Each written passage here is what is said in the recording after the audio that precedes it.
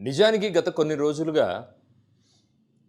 ఎలా చెప్పాలి అంటే, గత కొన్ని రోజులుగా సినిమా ఇండస్ట్రీ గురించి మనం టీవీల్లో గానీ, యూట్యూబ్‌లో గానీ, ఛానల్స్‌లో గానీ, కొంతమంది సినిమాటిక్ అంటే ఈ రివ్యూలు ఇచ్చే వాళ్ళ గురించి గానీ, మన 'మంచు మోహన్ బాబు' గారి కొడుకు కన్నప్ప రివ్యూయర్స్ గురించి, ఆయన చేసిన దాడి గురించి, రివ్యూయర్స్ కన్నప్ప గురించి రివ్యూ ఎలా ఇచ్చారు అనే దాని గురించి, వీటన్నిటిని కన్సిడరేషన్‌లో మనం అంటే దాదాపు 1 ఇయర్ నుంచి ఒక అన్‌లిమిటెడ్ డేటా వింటున్నాం. ఒక 1, 2 ఇయర్స్ నుంచి. చాలామంది సినిమా ప్రొడ్యూసర్స్ ఏంటంటే, కొంతమంది రివ్యూయర్స్‌ని రిక్వెస్ట్ చేసుకుంటున్నారు. కొంతమంది రివ్యూయర్స్‌ని బెదిరిస్తున్నారు. కొంతమంది వాళ్ళ కుటుంబాలను, వాళ్ళ జీవితాలను నలిపేశారు. సో, ఇట్లా రకరకాల థింగ్స్. అసలు నాకిక్కడ ఒక పాయింట్ నేను మీకు చెప్పాలనుకుంటున్నాను. అంటే ఇది నా అండర్‌స్టాండింగ్. ఎవరికైనా ఏదైనా ఉండొచ్చు. ఫ్రీ టు స్పీక్ కాబట్టి వితిన్ ద లిమిటేషన్స్ నేను మాట్లాడుతున్నా. సినిమాను రివ్యూయర్స్ చంపేస్తున్నారా? లేదా సినిమాని సినిమా వాళ్ళే చంపేస్తున్నారా? దీనికి నేను I will give you a good explanation. ఈ విషయంలో మాత్రం నేను ఎక్స్‌ప్లనేషన్ ఇస్తాను. ఇది ముఖ్యంగా సినిమా వాళ్ళు చూడాలి. సినిమా వాళ్ళు చూసేలా మన సబ్స్క్రైబర్స్ పుష్ చేయండి వాళ్ళ వైపు. వాళ్ళకి అర్థం కావాలి. వాళ్ళు ఏం చేస్తున్నారు, వాళ్ళ ఓవర్ యాక్షన్ ఏంటి, దానికి వాళ్ళు పే చేసుకుంటుంది ఏంటి. సో నిజానికి ఇంక్లూడింగ్ మీ ఈ వీడియో చూస్తున్న అందరికీ సినిమా అంటే ఇష్టం. ప్రతి వీకెండ్ సినిమాకి వెళ్ళేవాడినండి నేను. కోవిడ్ తర్వాత కూడా ప్రతి వీకెండ్ ఏ దిక్కుమాల సినిమా థియేటర్లో పడినా నేను సినిమాకి వెళ్ళేవాడిని. కానీ ఒక సర్టెన్ పాయింట్ ఆఫ్ టైం తర్వాత సినిమాలు చూడడం తగ్గించాను. నేను ఇక్కడ ఏ రివ్యూయర్ మీద నింద వేయను. నాకు తెలివి ఉందని నేను నమ్ముతాను. నేను రివ్యూ చూస్తాను. చూసిన తర్వాత కూడా లేదు, మనకు సంబంధం లేదు, ఇది వాడి ఒపీనియను, నా ఒపీనియన్ నేను సినిమా చూసిన తర్వాత డిసైడ్ అవుతాను అని నేను సినిమా థియేటర్కి వెళ్తాను. కానీ గత కొన్ని సంవత్సరాలుగా కొన్ని ప్రొడక్షన్ హౌసెస్ నుంచి నేను సినిమాలు చూడడం తగ్గించాను. ఎందుకు ఈ పరిస్థితి ఏర్పడింది? నాలాంటి వాళ్ళు, నా స్నేహితుల్లో, నా కుటుంబంలో, పక్కింట్లో, ఎదురింట్లో కొంతమంది ప్రొడక్షన్ హౌస్ నుంచి వస్తున్న సినిమాలు చూడట్లేదు. నిజానికి ఒకప్పుడు ఇది కేవలం హీరోలకే పరిమితమై ఉండేది. చిరంజీవి ఫ్యాన్స్ బాలకృష్ణ సినిమాలు చూసేవాళ్ళు కాదు, బాలకృష్ణ ఫ్యాన్స్ చిరంజీవి సినిమాలు చూసేవాళ్ళు కాదు. ఒకవేళ చూసినా కూడా వాడి సినిమా బాలేదే, వీడి సినిమా బాలేదు అని ఒక రివ్యూలు ఇచ్చుకుంటా ఏదో సినిమా వరకే మాట్లాడుతూ వెళ్ళిపోయేవాళ్ళు. కానీ బాలకృష్ణ, చిరంజీవి ఎరా వరకు ఇది జరిగింది. ఎప్పుడైతే ఈ యంగ్ యాక్టర్స్ వచ్చారో ఆ తర్వాత కూడా ఈ ప్రాసెస్ ఇలా కంటిన్యూ అవుతూ ఉంది. ఫర్ ఎగ్జాంపుల్ విజయ్ దేవరకొండ మీద కొంతమంది హేట్రెడ్నెస్ ఇంటెన్షనల్గా పెంచారు. విశ్వక్సేన్ టీం వాళ్ళు విజయ్ దేవరకొండ మీద నెగిటివిటీ ప్రచారం చేస్తారు.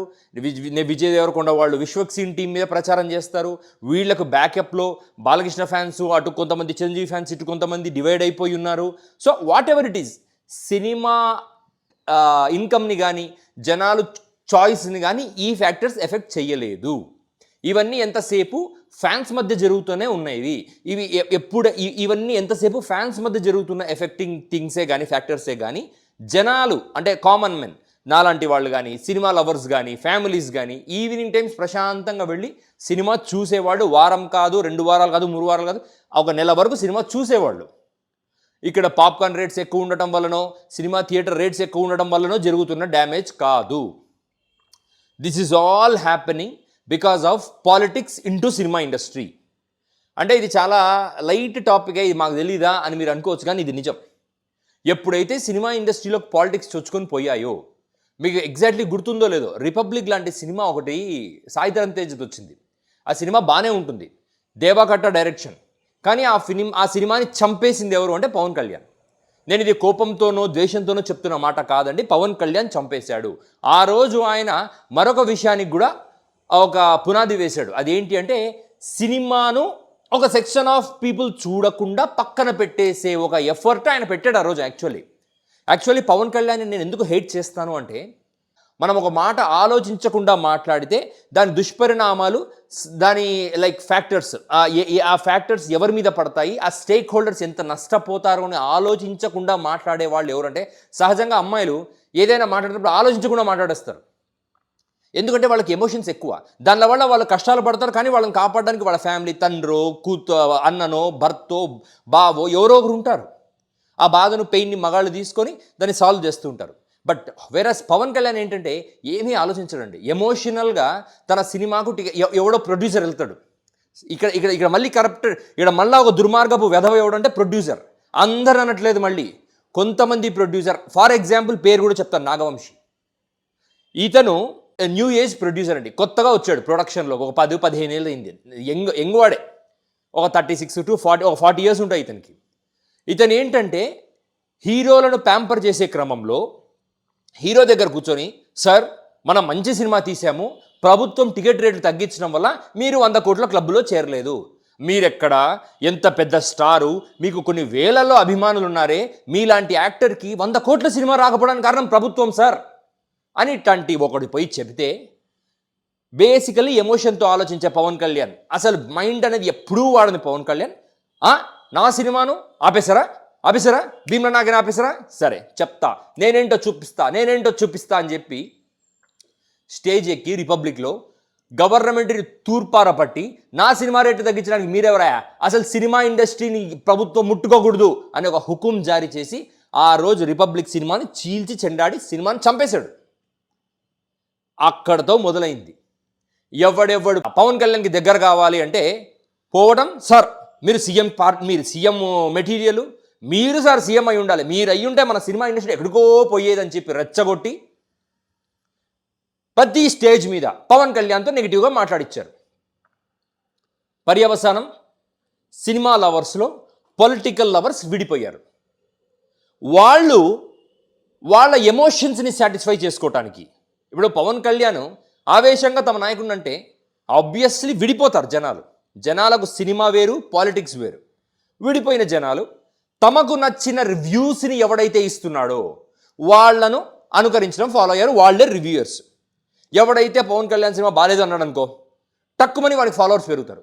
వాడికి ఫాలోవర్స్ పెరుగుతున్నప్పుడు వాడేమనుకుంటాడే, నాకు ఫాలోవర్స్ ఈ మాట వల్ల పెరిగారు కాబట్టి నేను ఇట్లాంటి రివ్యూ ఇవ్వాలని చెప్పి వాడు రివ్యూ ఇస్తూ పోయాడు. ఈ ప్రాసెస్ ఇది ఒక సైక్లిక్ ప్రాసెస్గా పోయి, ఎవడెవడైతే ఒక్కొక్క section of producers Pawan Kalyan లాంటి వాళ్ళని ప్యాంపర్ చేస్తూ సినిమా ఫంక్షన్స్లో నోటికి వచ్చినట్టు మాట్లాడడం మొదలుపెట్టారో, వాళ్ళ సినిమాలలో యాక్ట్ చేస్తున్న హీరోల సినిమాలందరినీ చంపడం మొదలుపెట్టారు జనం. ఈ వ్యాధి కామన్ పీపుల్లోకి వచ్చేసింది. ఇంట్లో పిల్లలు ఉంటారు కదా, అమ్మా మనం ఎందుకమ్మా సినిమా చూడాలా, 1 week ఓటీటీలో వస్తుందని పిల్లోడు చెప్తే తల్లిదండ్రులు వింటారు. పిల్లలు లేదా తల్లిదండ్రులు ఎవరో ఒకరు ఇనిషియేట్ తీసుకొని, అరే ఈ వీకెండ్ సినిమాకి వెళ్దాం పదా అనే స్టేజ్ నుంచి, ఎందుకురా 1 week ఓటీటీకి వచ్చేస్తుంది, డబ్బులు తీసుకుంటున్నారు, ఈనాడు డబ్బులు తీసుకొని నోటికి వచ్చినట్టు స్టేజ్ మీద యారోగెంట్గా మాట్లాడతారు, మనం ఎందుకు చూడాలి వీళ్ళ సినిమా అనే స్టేజ్కు ప్రజలు వచ్చారు అంటే దానికి కారణం నాగవంశి లాంటి ప్రొడ్యూసర్స్. కొంతమంది, నేను మళ్ళీ ఇంకో పేరు కూడా చెప్తాను, ఎస్కేఎన్ బేబీ సినిమా ప్రొడ్యూసర్. మీరు మీ పొలిటికల్ అఫిలియేషన్స్ ఎలాగన్నా ఉండనివ్వండి, మీ పొలిటికల్ అఫిలియేషన్ తప్పే కాదు, బట్ మీరు ఇంటర్వ్యూల్లో కూర్చొని, సార్ మీకు ఏ నాయకుడు అంటే ఇష్టమని ఇంటర్వ్యూలు అడిగినప్పుడు, సార్ ప్రజలకు మంచి చేసే నాయకుడు మాకు కావాలి సార్, మాకు ఎందుకు సార్ సినిమా వల్ల మాకు అవసరం లేదు. గతంలో వీళ్ళు పెద్ద పెద్ద డైరెక్టర్లు ఉండేవాళ్ళు అండి, ప్రొడ్యూసర్లు, డైరెక్టర్లు, రామానాయుడు లాంటి వాళ్ళు, వీళ్ళందరూ ఎందుకు, రామోజీరావు ఏ రోజన్నా నోరు తెరిచి నాకు ఎన్టీ రామారావు అంటే ఇష్టం, చంద్రబాబు అంటే ఇష్టం అని ఎప్పుడన్నా మాట్లాడాడా?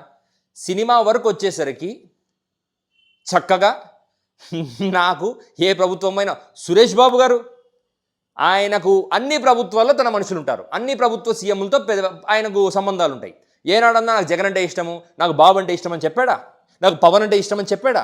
మళ్ళీ వాడు తమ్ముడు పవన్తో తీశాడు కదా సినిమా గోకులంలో, అది ఏదో గోపాల.